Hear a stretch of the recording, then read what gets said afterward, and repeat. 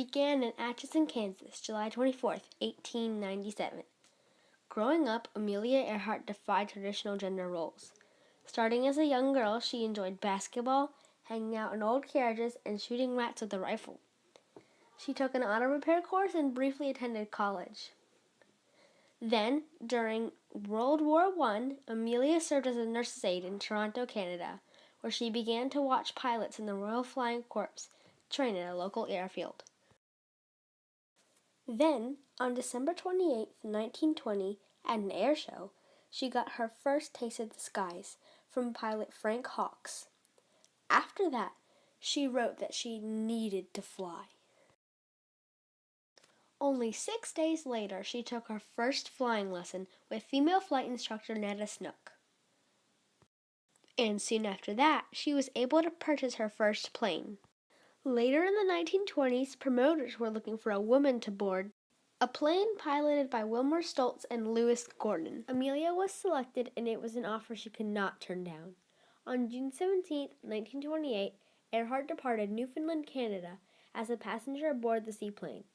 After approximately 21 hours and 44 minutes, Amelia became the first woman to fly across the Atlantic as a passenger.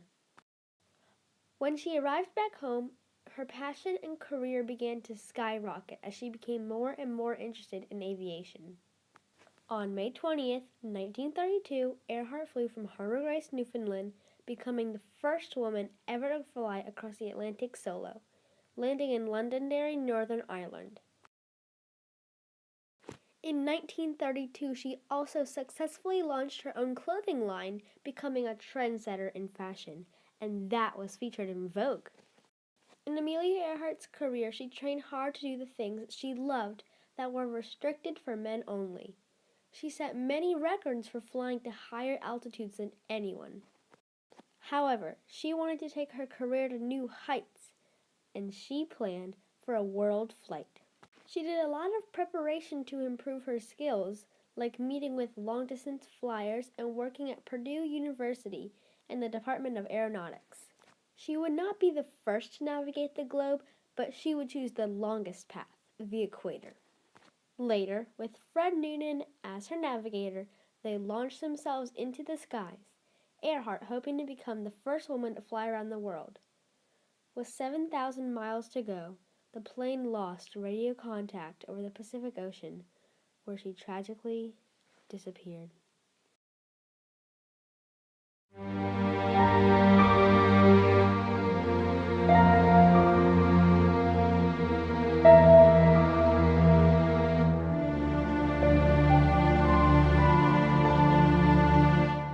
But her legacy goes on, inspiring females to do what they love. I know two girls who care about equality and would like to share their take on the subject. Piper Troxell and Katie Taguchi.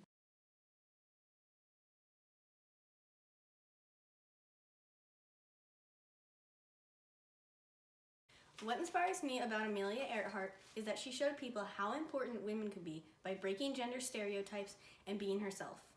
An inequality that I faced as a 6th grader is that boys don't expect girls to be athletic or to play sports. They always expect us to be in our nice pink dresses and have our hair done or be in makeup. And I personally love sports, and I play soccer and basketball and some football too. And when I tell a lot of boys this, they're all surprised that I do this because they expect me to not be athletic or anything. So being a 6th grader and being constantly surrounded by this kind of atmosphere, it's really hard to block out. But I'm always willing to help another girl, whether I know them or not, if I hear a boy being rude to them or disrespecting them.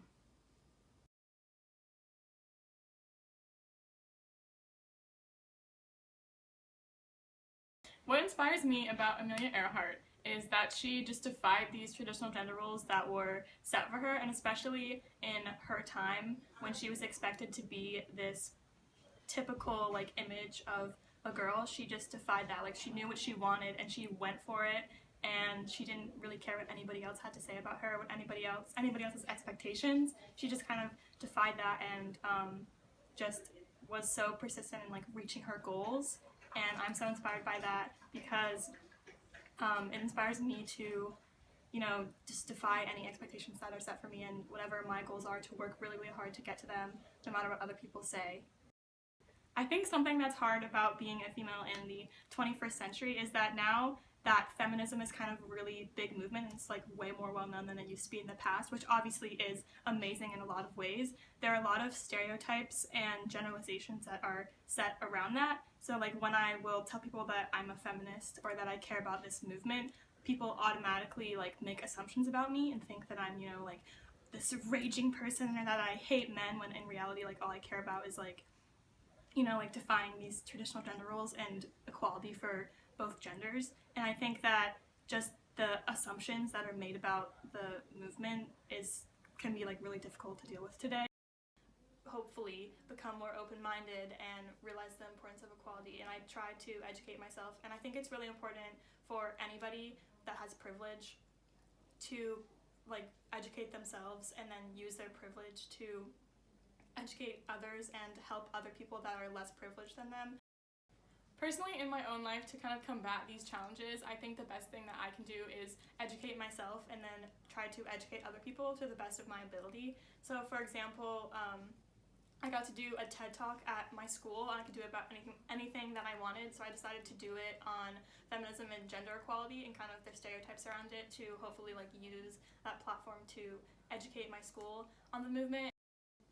I think the most important thing for girls younger than me to remember, and even for me to remember, is that your voice matters and is really important, and all of your opinions and beliefs are really valid and deserve to be heard. Because I know when I was younger, I wasn't that confident, and I felt really insecure sometimes sharing my opinions, and I felt like people wouldn't listen to me because I was just like, this little girl, so why would my voice be important?